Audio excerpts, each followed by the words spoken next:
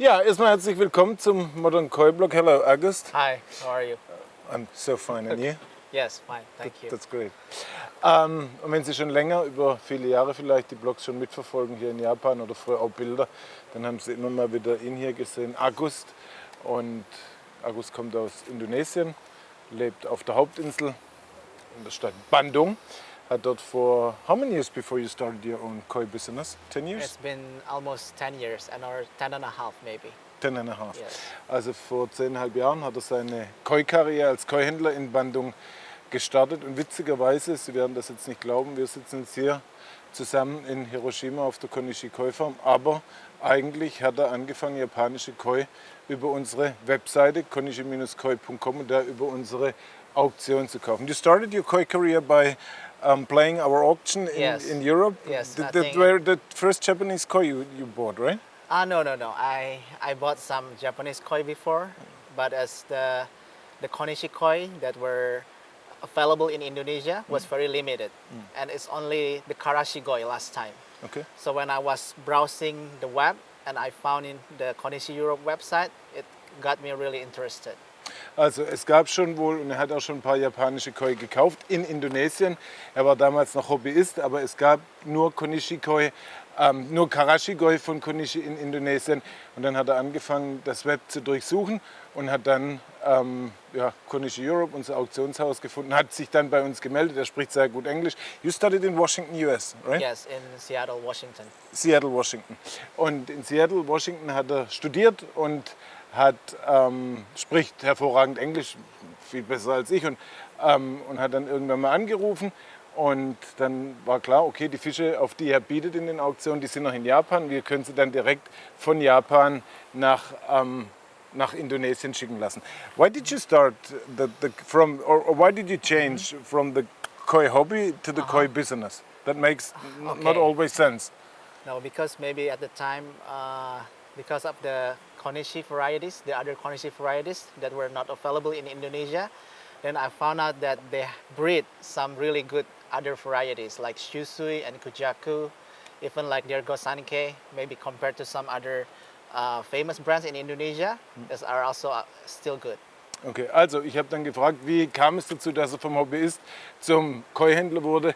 Dann sagt er hat dann relativ schnell gemerkt, Konishi hat nicht nur hervorragende Karashi-Koi, sondern auch andere sehr gute Varietäten wie Shusui, wie Kujaku. Und dann hat er gedacht, naja, dann hat er die Möglichkeit, neben den anderen Händlern hier was zu etablieren. Und hat dann sein eigenes Geschäft aufgemacht. The last 10 years, your business was always growing, like the Indonesian Koi market, or how is it about your business and about the market in Indonesia?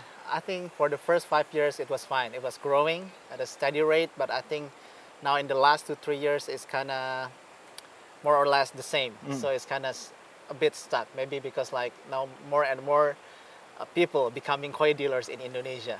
Also er sagt, die ersten 5 Jahre ist es hervorragend gewachsen und nach 5 Jahren hat es irgendwie aufgehört, hat es ein bisschen gestoppt, das Wachstum, das ist jetzt mehr oder weniger gleichbleibend, und er sagt, es werden mehr und mehr Leute in Indonesien werden auch Koi-Händler. And how about the Indonesian market?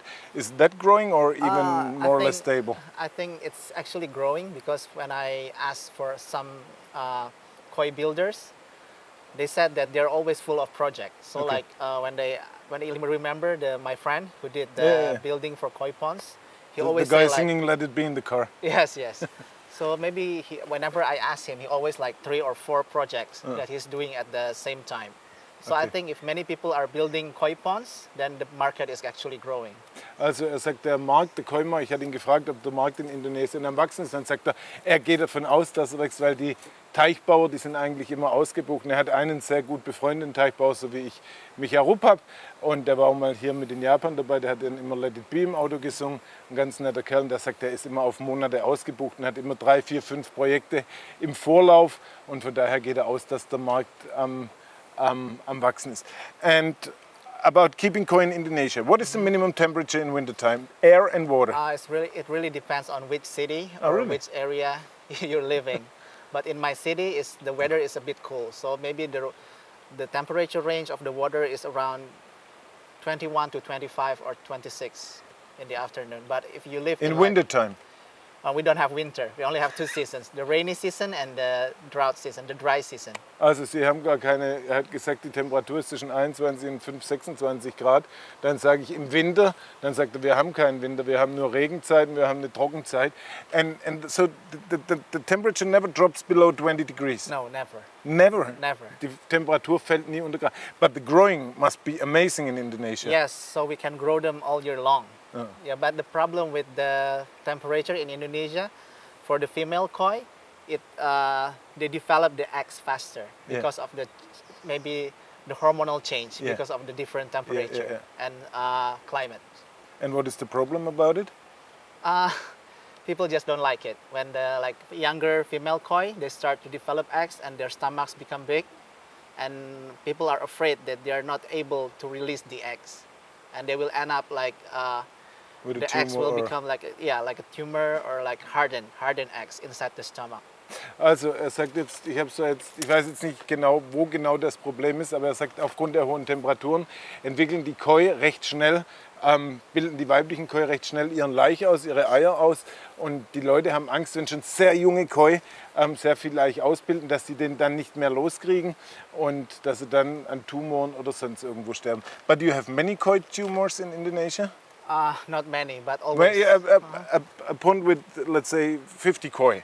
Is there every year 1 to 3 koi Yes. with tumor? Yes, for sure. Maybe like at least two to three koi at least. Every year? Every year. In every pond? Not almost every pond.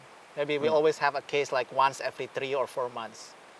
Also ich habe jetzt gerade gefragt, ein durchschnittlicher Teich, und Sie sehen, wir sind da ganz offen, ein durchschnittlicher Teich mit 50 Koi in Indonesien. Wie viele Koi haben da Tumore?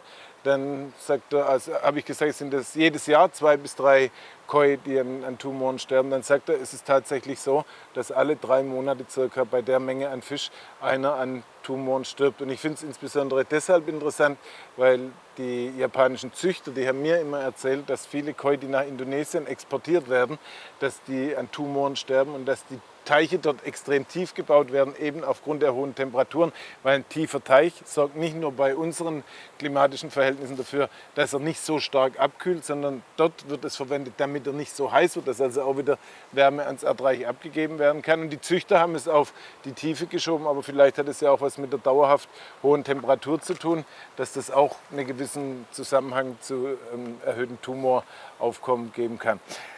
What is the average size of a pond in Indonesia? A typical koi pond. Maybe 25 to 30 pounds to 30 tons. Yes. So you have 25 ponds. No. So, okay, also der durchschnittliche Teich hat zwischen 25 und 30.000 Liter. And the biggest ones? Some customers, they have more than very large ponds, maybe like 100 over tons. Also, und es gibt aber auch wie bei uns die Teiche über 100.000 Liter. And the smallest ones, you have also those 5 to 10.000 Yes, 5 to liters. 10 tons also. Yeah, some maybe like people who have small houses, Okay. maybe their koi ponds maybe will become smaller. Also, und er sagt, die Leute, die kleinere Häuser haben, haben natürlich auch kleinere Teiche. And what kind of filtration do the Indonesians love? What They use- kind of filtration are you selling? Okay. What do you prefer? Normally they use the multiple chamber system, like Yep. the one in Japan, but they don't use brush like here. Yeah. They use the Japanese mats. Okay. But Mostly. just the mats without brush? Just mats with some, maybe the brush are only used for the first 2 or 1 chamber. And normally now it's popular is the drum filter is popular. They use it right before the filtration system. Yeah. So from the bottom drain, then it goes to the Drum filter? drum filter first, then from drum filter it continues to the normal chamber system. Also er sagt viele, ich habe gefragt nach dem Filtersystem, was da bevorzugt wird, dann sagt er, also man hat auch diese Mehrkammerfilter, wie sie hier in Japan bekannt sind. So ein Bürstenfilter kann ja auch oder gehört auch zum Typ Mehrkammerfilter. Und er sagt, aber sie werden dort nicht so verwendet wie hier mit Bürsten, sondern wenn dann Bürsten in den ersten 2 Kammern und hinten verwendet man die klassische Japanmatte. Und er sagt, was aber immer moderner wird, sind die Trommelfilter, wo ganz normal wie bei uns auch dann die Biologie danach kommt. And your pH of the water, do you have in Indonesia hard or soft water? No, actually the tap water it's always the right pH, and the groundwater is a bit more than 7. So, More than 7. But the carbon hardness of the water? I never really check. You never check. Never really check. Yeah. But your pH is always around it's 7 it's 6.5 to 7.5. So it's in the range. in the middle range. Yes. Also ich habe gefragt, ob sie härteres oder weicheres Wasser haben, aber er orientiert sich nicht an der Carbonathärte, sondern nur am pH-Wert. Gibt es ja auch einen direkten Zusammenhang und er sagt, der pH-Wert ist immer irgendwo zwischen 6,5 und 7,5. And do you have problem with algae in Indonesia? Like we in Germany, some ponds there we have Yeah, really I think big those for the outdoor ponds with no coverage. coverage on it, Shadow. they will develop more algae. Yeah. And you have also this 2 meter long string algae? Or No, not that. You don't have. That's not the case. That's not the Yeah, case. yeah, It's that's not just the that case. the water is getting green. Yeah, but normally it can be solved using the UV light. Yeah. Yes. Also, und ich habe gerade gefragt, ob sie ein Algenproblem haben. Dann sagt er, ja, im Außenbereich, wenn sie nicht abdecken, dann sei, ob sie auch die langen Fadenalgen haben. Dann sagt er, nee, das ist das Problem überhaupt nicht, sondern wenn dann nur die Algenblüte und da verwenden sie dann UV-Licht dagegen. Would you like to invite me to Indonesia to visit some of your customers? Yeah, sure. If you have the time. Yeah, I have. Okay. Probably next January. What do you think? How many customer points we can visit in let's say 1 week? Maybe 15 to 20. 15 to 20 is possible? Yes, I try. Yeah, that I'll would try. be very nice. Also ich habe ihn gerade gefragt, ob wir nicht mal also Tim und ich, ob wir nicht mal rüberkommen können, vielleicht jetzt im Januar, aber zwischen Sommer und Winter müssen wir da ja nicht unterscheiden. Sagt er, gerne. Wir könnten 15 bis 20 Teiche dort besuchen, das machen wir natürlich gerne. I think in Indonesia there are many koi hobbyists that really buy the Japanese top class, right? The most expensive fish. Some, but not that many. Yeah. Some, but not that many. Yes. So like in every other country is the Yes, same. yeah, maybe around 20 people Okay. that really play in the high quality one that can be entered into the All Japan Quality Show. Yeah. Also ich habe ihn gerade gefragt, wie es ist. Es gibt ja in Indonesien, also wir können 15 bis 20 Teiche besuchen, das ist überhaupt kein Problem. Das sind seine Kunden und ich weiß hier von der Shinkokai, dass in Indonesien auch viele der wirklichen Top-Hobbyisten weltweit unterwegs sind, die von den renommiertesten Farmen die besten Blutlinien zum teuersten Preis einkaufen. Und es sind ja viele dort in Indonesien, dann sagt er, viele ist relativ, es sind 20.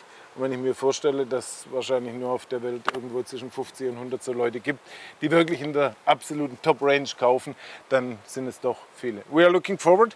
1 week is enough to stay in Indonesia? Maybe you need. I will. In this week I want to see a Komodo varan. Komodo is on another island. Yeah, we can fly to there, right? How many islands? Maybe you have to take 2 flights. Indonesia exists out of how many islands? 2,000 or something? Yeah, yes. It's a lot of thousands of islands, but the main ones are only 5, the big ones. Like in Japan. Yes, yes. Yeah, and how many hours you fly from Bandung to Komodo? Maybe it will take 4 to 5 hours, but 4 to 5 hours? 2 different flights. So we have to stop once. Yes. Also ich habe gesagt, ich will einen Komodo-Varan sehen, dann sagt er, ja, das ist wo ganz anders. Dann habe ich gedacht, ja, fliegen wir da kurz hin, weil das waren jetzt Backpacker da, haben wir auch im Blog vorgestellt, Hannes und Franzi, ja, und die haben Bilder von Komodo-Varan gesehen, da denkt man, ein Schulbus ist umgefallen und zum Varan geworden. Und das hätte ich jetzt gerne gesehen, aber er sagt, von ihm sind es 4 bis 5 Flugstunden. Also ich glaube, ich sollte mal wieder raus aus meinem Deutschland. So what else we can see? Bali Island? Bali, yes. Bali is it far from you? No, it's about 1.5 hour Just? flight from my city. And Australia is also close? Perth, Western Australia. Okay, I want to go shopping in Perth. Yeah, it's 3.5 hours flight Oh, from okay. Bali. Just. Yeah. So we will come over, definitely. To Indonesia. To Indonesia, Okay, and you make all the plannings, but the main spot is to visit some koi ponds. Okay. That would be great. Thank you very much. Thank you. Take care. Take And care. much success to you. Okay. Ciao. Bye.